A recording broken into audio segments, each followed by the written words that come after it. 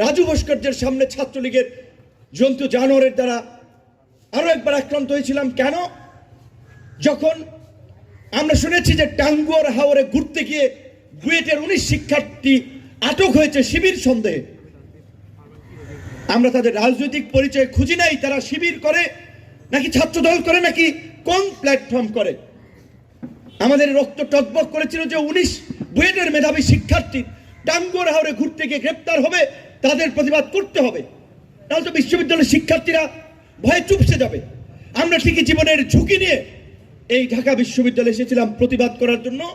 সেই সময় আমি ছাত্রনেতা নই, দলের রাজনীতি করি, তারপরেও জাতীয় স্বার্থ, ছাত্র সমাজ এবং তরুণদেরকে এনকারেজ করার জন্য, ফ্যাসিবাদের বিরুদ্ধে দাঁড়ানোর জন্য আমরা সেদিন এসেছিলাম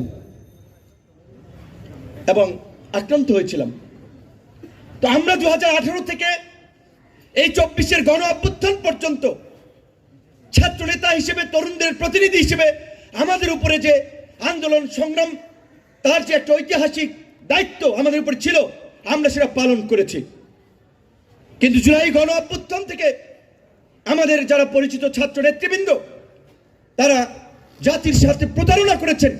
অনেকে তাদের উপরে যে ঐতিহাসিক দায়িত্ব পড়েছিল, সেই দায়িত্ব তারা পালন করতে পারেন নাই। তাদেরকে কেন্দ্র করে যে একটা জাতি ঐক্যবদ্ধ হয়েছিল, নতুন বাংলাদেশের স্বপ্ন দেখেছিল,